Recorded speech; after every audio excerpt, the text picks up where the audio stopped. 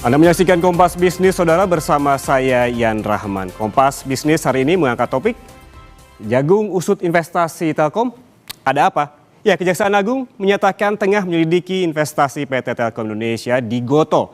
Kepala Pusat Penerangan Hukum atau Kapus Penkum Kejagung Republik Indonesia, Anang Supriyatna, ini membenarkan kabar penyelidikan ini. Namun Anang belum menjelaskan secara rinci terkait duduk perkara ini maupun siapa saja pihak-pihak yang sudah diperiksa. Perlu diketahui, Saudara, sebelumnya Telkom melakukan investasi di Gotoh pada tahun 2020, tepatnya pada PT Aplikasi Karya Anak Bangsa atau Gojek. Kala itu investasi dalam bentuk obligasi konversi tanpa bunga setara 2,1 triliun rupiah per 31 Desember 2020. Lalu, apa yang salah dari investasi ini sehingga Kejaksaan Agung harus menyelidikinya? Berikut keterangan lebih lengkap dari Kapus Penkum Kejagung RI, Anang Supriyatna. Kami terkait adanya investasi Telkom ke Gotoh ya. Terkait investasi Telkom ke Gotoh masih dalam tahap penyelidikan. Ini masih sifatnya masih tertutup. Penyelidikan.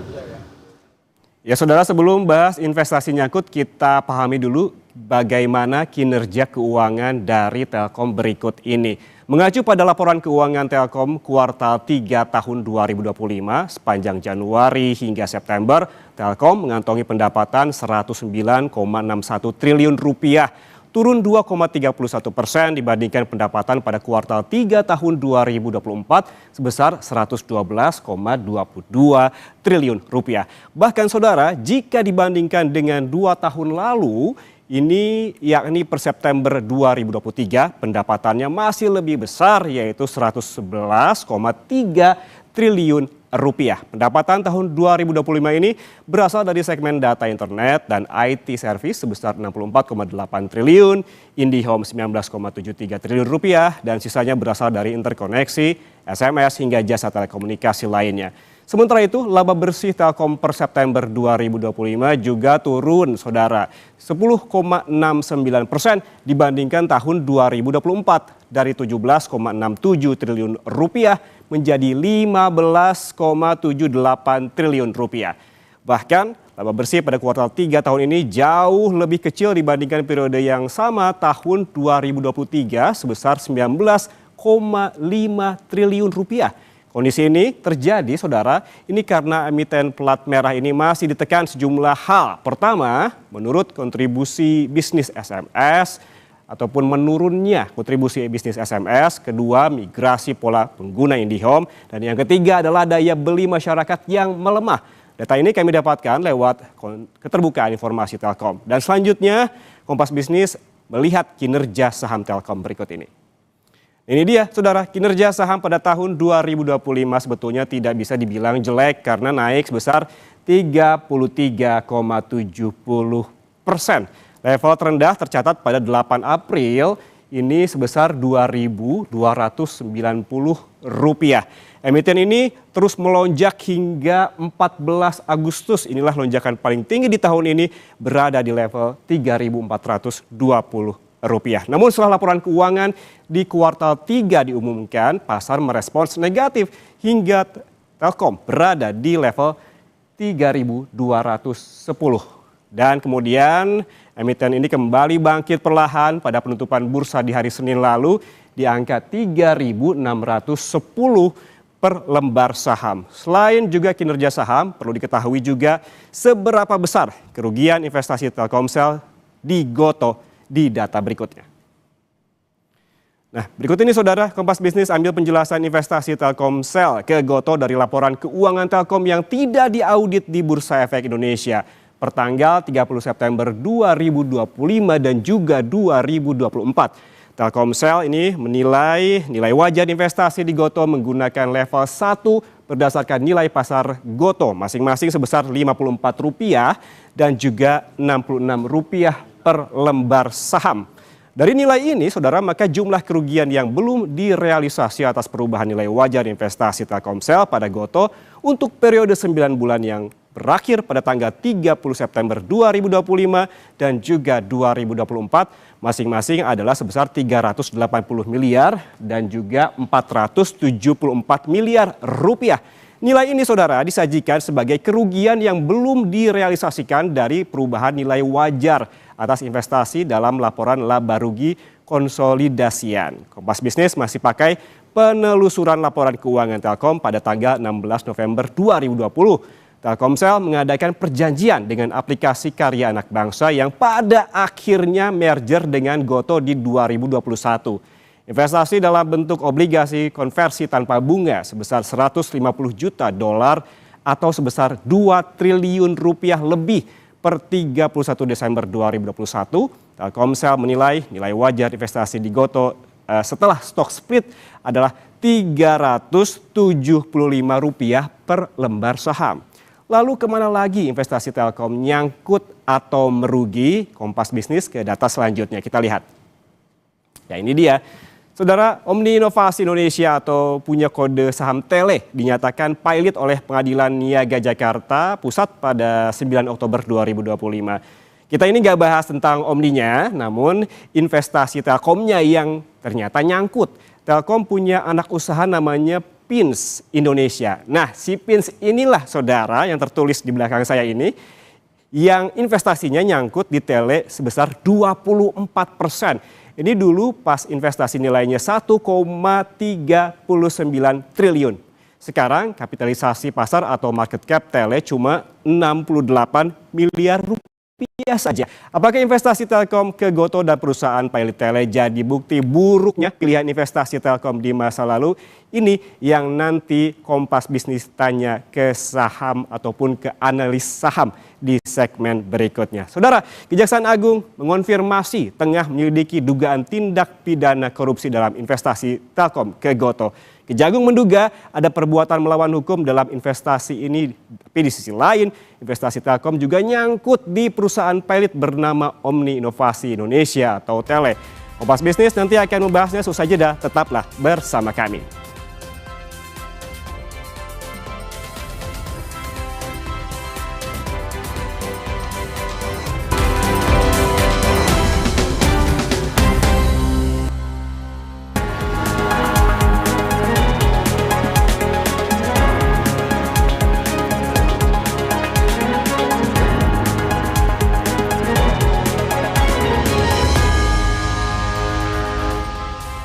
Anda masih bersama kami di Kompas Bisnis, saudara, dan untuk mengetahui lebih jelas terkait dugaan korupsi investasi Telkom di Goto yang kini tengah diselidiki oleh Kejaksaan Agung, apa yang salah sih dari investasi ini dan apakah investasi ini menyebabkan kerugian bagi Telkom? Kita bahas bersama Kapus Penkum periode 2009 hingga 2010, Jasman Panjaitan, dan juga pengamat pasar modal Yanwariski. Selamat pagi Bapak-Bapak. Pagi Pak. Pagi Pak, selamat pagi. Sebelumnya Kompas Bisnis juga sudah menghubungi Telkom dan Telkomsel untuk klarifikasi, namun belum ada respons. Jadi kami mendapatkan data-data tadi ini dari laporan keuangan yang bisa diakses di Bursa Efek Indonesia. Saya ke Pak Jasman terlebih dahulu. Pak Jasman, ini biasanya dalam penyelidikan soal investasi, begitu apa saja sih poin-poin penting yang dicurigai oleh Kejaksaan Agung yang biasa menjadi poin pemeriksaan? Baik, jadi ini setiap perusahaan yang sudah tergolong perusahaan terbuka, ya, mereka harus hati-hati. Jangan sampai nanti bahwa perusahaan itu merugi akibat daripada investasi yang tidak hati-hati. Ya, kuncinya di sini adalah hati-hati. Oke. Jangan sembarangan yang mengakibatkan kerugian negara. Kerugian negara yang disebabkan oleh ketidakhati-hatian adalah merupakan bisa dikategorikan sebagai perbuatan melawan hukum. Di mana dalam tindak pidana korupsi itu ada mens rea. Mens rea itu niat jahat. Ya, niat jahat yang kemudian diwujudkan dalam bentuk actus reus, yaitu investasi yang tidak hati-hati. Nah, inilah menjadi dasar jaksa untuk mengkategorikan suatu kerugian itu adalah kerugian negara. Namun juga aparat penegak hukum harus hati-hati. Karena di dalam dunia bisnis ada namanya bisnis judgment rule. Jangan sampai nanti bahwa itu adalah kerugian yang bukan merupakan tindak pidana. Begitu, Pak. Oke, kalau kita mengacu kepada kehati-hatian tadi, intinya ataupun kuncinya adalah hati-hati begitu ya Pak, seperti yang Anda sebutkan tadi. Ya. Biasanya terkait dengan kehati-hatian ini berarti ada siapa mereka yang dianggap hati-hati atau tidak hati-hati. Terkait dengan siapa dan juga jabatannya, siapa saja dan jabatan apa saja yang berpotensi diperiksa oleh Kejaksaan Agung terkait dengan ketidakhati-hatian ini. Ya, ini tentunya semua direksi diamati. Direksi ini berbuat apa? Kapan? Di mana? Kan gitu, Pak. Jadi untuk mengetahui siapa-siapanya, itu adalah dia melakukan apa? Kan gitu. Tadi saya ulangi lagi, bahwa kalau dia tidak hati-hati, mengakibatkan kerugian, maka itu dapat dikategorikan sebagai tindak pidana korupsi. Begitu, Pak. Oke, harus tetap digarisbawahi terkait dengan hati-hatian, bukan apa, tetapi juga siapa begitu yang penting dalam hal ini. Saya ke Pak Yanwar, ini terkait dengan Gotoh dan juga Telkom begitu. Nyangkut di Gotoh terkait dengan investasi dan juga Tele. Apakah ini bukti buruknya portofolio investasi dari Telkom? Ya, gini ya. Jadi saya mungkin ingin melanjutkan apa yang dikatakan oleh Pak Jasman tadi ya. Jadi di mana sih sebetulnya perbuatan melawan hukumnya? Nah, kalau terkait dengan perusahaan terbuka ya TBK gitu ya. Ini adanya di Undang-Undang Pasar Modal, di Undang-Undang Nomor 8 tahun 95 tentang pasar modal. Jadi yang disebut dengan mens rea ataupun juga perbuatan melawan hukum itu jika terjadi transaksi benturan konflik kepentingan. Nah, kemudian ada unsur berikutnya lagi adalah ada yang diuntungkan. Kalau yang diuntungkan itu aparat negara, yaitu korupsi, seperti katakan Pak Jasman. Tapi bisa saja tidak ada yang diuntungkan, tapi ada yang dirugikan. Yang dirugikan itu siapa? Publik, gitu ya. Nah, kemudian apa indikasi bahwa transaksi benturan konflik kepentingan itu terjadi? Yang pertama di pasal 1 Undang-Undang Nomor 8 sangat jelas. Adanya posisi afiliasi. Jadi afiliasi itu apabila aksi korporasinya dilakukan di Telkom dan juga di Telkom dalam hal ini mengkonsolidasikan laporan keuangan Telkomsel. Jadi sebetulnya pengendalian penuh terhadap Telkomsel itu ada di Telkom. Nah, kemudian Telkom juga mengendalikan penuh Tele. Jadi kebijakan untuk investasi di anak perusahaan itu juga ada di Telkom. Nah, di situ dilihat ketika corporate action di GoTo dan di Tele, ada nggak hubungan afiliasi antara para pejabat dalam hal ini di boardroomnya Telkom, karena boardroom Telkom ini yang menentukan aksi korporasi Telkomsel bisa dilakukan, di boardroom Telkomsel, di boardroom Telkom, kemudian Telkom siapa pengendalinya? Kementerian BUMN. Nah, apakah antara tiga pihak ini, Kementerian BUMN yang mengendalikan Telkom, Telkom yang mengendalikan Telkomsel, dengan pihak di GoTo ada hubungan afiliasi? Pasal 1 mengatakan hubungan afiliasi bisa karena keluarga, jadi di antara mereka ada hubungan keluarga. Pasal 1 juga mengatakan bisa karena hubungannya itu satu posisi yang sama. Misalnya saja di Telkomsel dia komisaris utama. Kemudian juga di Gojek juga komisaris, itu dalam posisi yang sama. Kemudian di komisaris utamanya Gojek misalnya itu adalah afiliasi keluarga dengan Menteri BUMN pada saat itu berafiliasi. Nah, sekarang kan tetap saja gitu ya, hubungan afiliasi ini menimbulkan benturan konflik kepentingan nggak? Benturan konflik kepentingan ini apa? Ada yang diuntungkan, ada yang dirugikan. Tadi saya mengatakan data Kompas tadi sebetulnya sesuai dengan standar akuntansi yang berlaku sekarang, investasi Telkomsel di GoTo itu adalah investasi portofolio. Mengukurnya adalah begitu tutup buku, investasi portofolio ini ada nggak penurunan nilai atau kenaikan nilai dari tahun buku sebelumnya. Kalau dia turun dari tahun buku sebelumnya, maka dia akan direalisasikan dicatat rugi. Begitu dicatat rugi, mengurangi rugi laba, dan kemudian mengurangi lebih ditahan, itulah kemudian kenapa sekarang jadi perkara. Jadi sebetulnya yang dicatat oleh Kompas tadi kan baru impairment di 2024-2025, sebetulnya impairment yang besar ada di 2023. Jadi total sekarang yang sudah dicatatkan rugi itu sebesar 5,2 triliun. Nah, artinya unsur kerugian sudah ada, unsur afiliasinya sudah ada dalam proses penyelidikan. Nah, untuk memunculkan unsur-unsur yang lainnya, yaitu memang haknya penegak hukum, dalam ini Kejaksaan Agung. Oke, Pak Yanuar, berarti ini Anda menyebutkan ada potensi konflik kepentingan terkait dengan keluarga dalam kasus ini? Keluarga dan juga terkait dengan posisi yang sama di dua perusahaan. Kemudian ada juga salah satu komisaris Telkom yang juga dia menjadi lawyernya dari merger Gojek Tokopedia. Jadi hubungan afiliasinya terdiri dari keluarga, kemudian hubungan profesi itu karena dia jadi lawyer, dia juga komisaris di Telkom, dan kemudian ada satu yang memang dia komisaris di Telkomsel, juga komisaris di Gojeknya. Oke, baik. Nah, Apabila kita melihat juga dengan investasinya yang nyangkut ini, apakah ini juga kalau kita berbicara fundamental begitu, akan mempengaruhi laba rugi dari Telkom? oh sangat. Jadi sebetulnya kalau kita lihat ya ketika 2023, kalau kita lihat laporan keuangan Telkom di rugi labanya, impairment itu sudah terjadi, Mas. Jadi ada di rugi laba itu rugi penurunan nilai investasi. Nah, kalau rugi penurunan investasi itu berarti laba usaha Telkom akan terkurangi. Jadi misalnya di 2023 yang besar sekitar 4,2 triliun, dia terkurangi. Kalau laba usahanya terkurangi, berarti kan dividen pemerintah pun terkurangi. Dan kemudian itu akan masuk ke laba ditahan di rekening ekuitas. Rekening ekuitas akan mengurangi juga potensi modal negara. Nah, yang jadi masalah adalah sebetulnya Telkom ini gede, Mas. Jadi gini loh, saya ingin memberikan gambarannya. Investasi di GoTo ini bentuknya kan obligasi konversi yang kemudian dilakukan menjadi hak right ketika merger Gojek Tokopedia terjadi.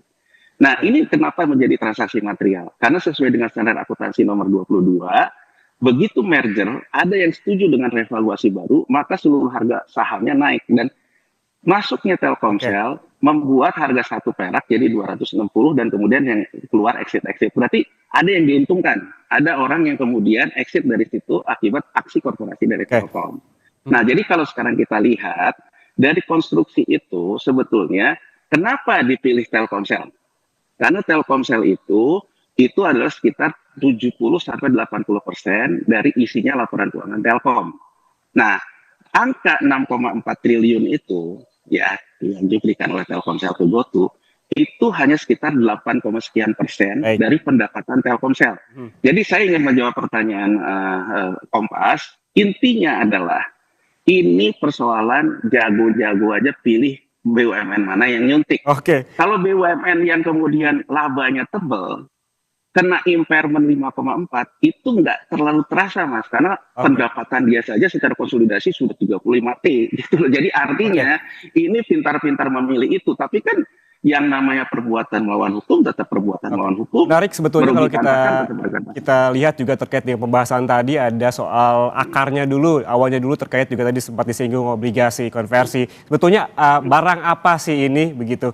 Dan juga kita tanyakan ke Pak Jasman terkait juga apakah selain Telkom, apakah mungkin Kejagung juga memeriksa pihak ketiga, misalkan perusahaan sekuritas? Namun Bapak-Bapak jangan dijawab dulu, kita akan kembali sesaat lagi, tetap bersama kami di Kompas Bisnis.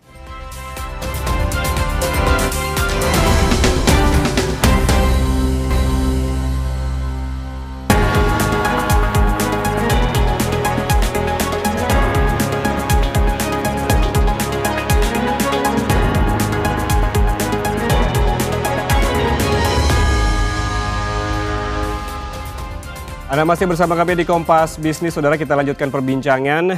Pak Jasman, kita tadi sempat mempertanyakan terkait apakah selain Telkom, apakah mungkin begitu Kejaksaan Agung juga memeriksa pihak-pihak ketiga, misalkan perusahaan sekuritas begitu terkait dengan kasus investasi Telkom di GoTo? Ya, bisa saja Pak. Ada orang yang mempunyai otoritas, ya, bisa saja yang bisa mengintervensi Telkom. Nah, tentunya ada yang inilah yang kita katakan tadi, seharusnya tujuan perusahaan itu kan adalah untuk mencari keuntungan yang sebesar-besarnya.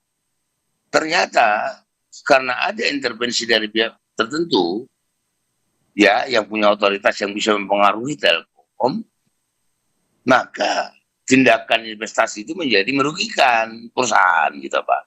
Jadi intinya bisa saja bisa saja. Nanti tentunya Kejaksaan Agung yang punya kewenangan untuk melakukan penyelidikan, yang mengetahui itu siapa gitu Pak.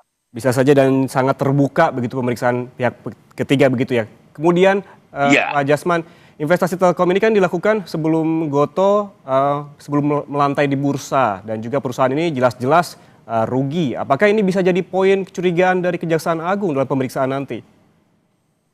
Bisa saja Pak, bisa saja. Bisa saja. Yang penting tadi, inti pokoknya itu adalah ada nggak mens rea. Terus yang tadi yang dikatakan ada pihak ketiga, ada namanya intellectual dader. Ya, intellectual dader ini dia tidak melakukan, seolah-olah dia tidak melakukan.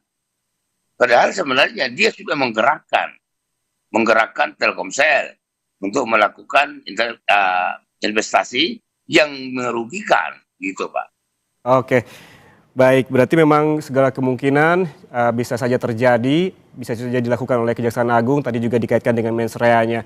Kemudian kita balik lagi kepada investasinya. Tadi Pak Yanuar sempat menyebutkan terkait dengan obligasi. Pada investasi awal Telkom di Gotoh disebutkan berupa obligasi tanpa bunga. Ini sebetulnya obligasi tanpa bunga itu barang apa? Jadi secara awam apa maksudnya ini? Apa bedanya dengan meminjamkan atau justru ada keuntungan lain di luar bunga? Baik, ini ya, sekarang kita pakai logika aja ya.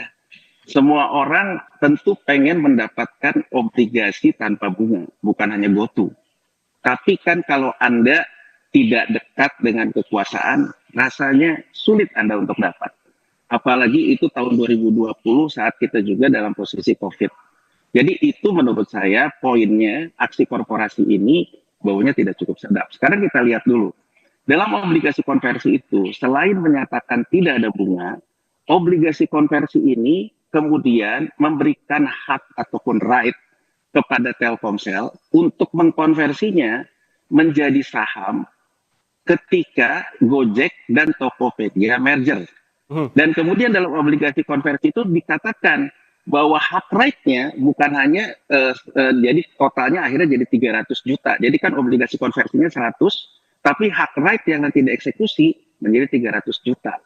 Nah sekarang ketika yang namanya merger Gojek dan Tokopedia terjadi, bukunya kemudian digabungkan, kemudian mereka ada revaluasi selisih goodwill yang besar, sesuai dengan standar akuntansi nomor 22 ya, ini dikatakan revaluasi ini akan diimbangkan dengan harga saham itu akan direvaluasi juga naik. Asal ada investor baru, ini kan dia belum waktu itu masih pre-IPO, belum IPO ya si GoTo-nya ya Mas ya, waktu Gojek Tokopedia merger ya. Nah dalam ketentuan PSAK 22, maka harga acuannya harus ada investor baru ataupun investor lama yang membeli harga revaluasi goodwill baru.